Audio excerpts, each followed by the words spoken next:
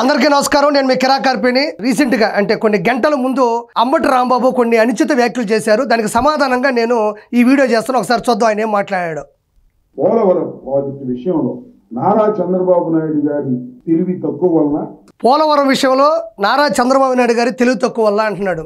క్షమించాలి, జగన్మోహన్ రెడ్డికి అంబటి రాంబాబుకి తెలివి చాలా ఎక్కువ. చంద్రబాబు నాయుడు గారికి చాలా తక్కువ ఉంటుంది, వీళ్ళకి చాలా ఎక్కువ ఉంటుంది. ఈ బ్రెయిన్ నుంచి పైకి వచ్చి తెలివితేటలు కారిపోతుంటాయి, పొంగిపోతుంటాయి. మహాకుంభమేళలో జనాలు ఎలా వచ్చారో అలా తెలివితేటలు పొంగిపోతుంటే Kerala government, Karnataka government, Madras government, Bihar government, Mumbai government అన్నీ కూడా వచ్చి ఇలా తెలివితేటల్ని మన ఇది పెట్రోల్ బంకు లారీలు ఉంటాయి చూడు, ఆ లారీల్లో మన పాలు పోసే లారీలు ఉంటాయి చూడు, మిల్క్ ట్యాంకర్లు, వాటిల్లో పట్టుకొని పోతున్నారు. చంద్రబాబు నాయుడికి తెలివితేటలు లేవు. మహానుభావుడు ఇతనికిను జగన్మోహన్ రెడ్డికి తెలివి ఎక్కువగా ఉంది. ఆయన దురాశ వలన ఈ ప్రాజెక్ట్ ఇంత లేట్ అయిందని. దురాశ అంబటి రాంబాబు ఎవరికి ఉంది? పవిత్రమైనటువంటి అంటే విశాఖపట్నంలో పవిత్రమైనటువంటి ఋషికొండని పూర్తిగా కొట్టేసి విలాసవంతమైనటువంటి మంచి ప్రాజెక్టు, మంచి ప్యాలెస్ కట్టుకుంది ఎవరికి దురాశ? ఈ మాత్రం నీకు అర్థం కదా? ఈ దుస్థితికి వచ్చిందని నేను ఇప్పటికీ ఎప్పటికీ దాని మీద స్టాండ్ అయి ఉన్నాను.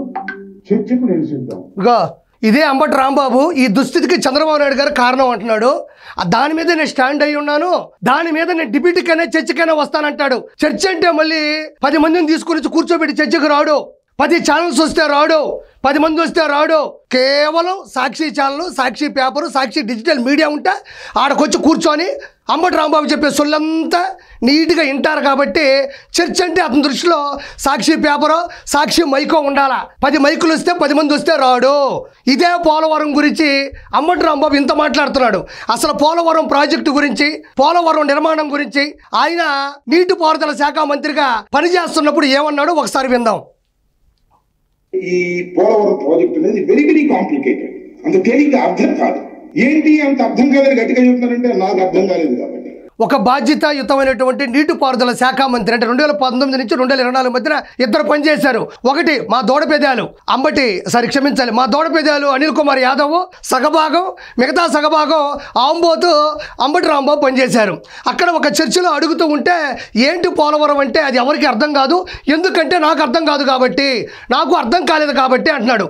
అంటే పోలవరం అనే ఒక సబ్జెక్టు కూడా అర్థం కాకుండానే ఇతను మినిస్టర్గా పనిచేశాడు.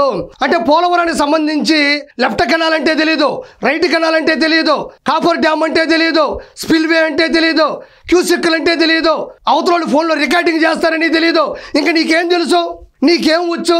నీకు ఇవేమీ రాకుండానే నువ్వు ఎట్ట ఇరిగేషన్ మంత్రిగా పనిచేసావు. నువ్వు ఇరిగేషన్ మంత్రి కాదు, ఇరిటేషన్ మంత్రివి.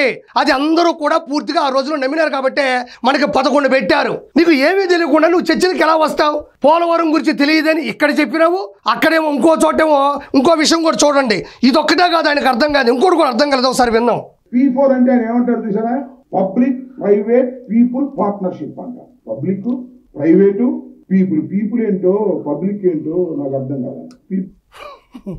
అక్కడ పవన్ కళ్యాణ్ గారు, కూటమి ప్రభుత్వం అంతా కలిపి కూడా వీటికి సంబంధించినటువంటి పూర్తి విషయాన్ని విధిశీకరించడం కూడా జరిగింది, విశ్లేషించారు. ఈ P4 అంటే ఏంటి అనేది మళ్ళీ దాన్ని పేపర్లో పెట్టుకుని ఉన్న 4 అక్షరాలను కూడా పబ్లిక్ అంటే ఏంటో, పీపుల్ అంటే ఏంటో అని మాట్లాడుతూ ఉన్నాడు.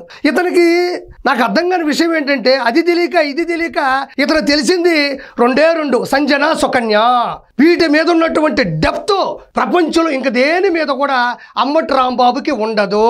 అంటే నాకు అర్థం కాని విషయం ఏంటంటే అంబటి రాంబాబుకి P4 అంటే తెలియదు, పోలవరం అంటే తెలియదు.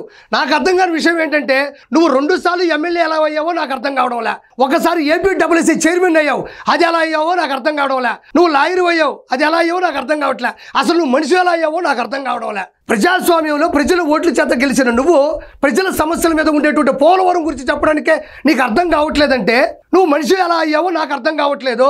నాకు ఒక విషయంలో భయం వేస్తుంది. గోదావరి, కృష్ణా నదుల అనుసంధానమే పోలవరం ప్రాజెక్టు. ఆ నదులు 2 తీసే సంజన, సుకన్య అనుసంధానమే పోలవరం అంటాడేమని భయం వేసిపోతుంది నాకు. ఇలాంటి వ్యక్తుల్లో మనం ఎంచుకుంది, ఇలాంటి వాళ్ళనే మనం ఎన్నుకుంది. Thank you so much.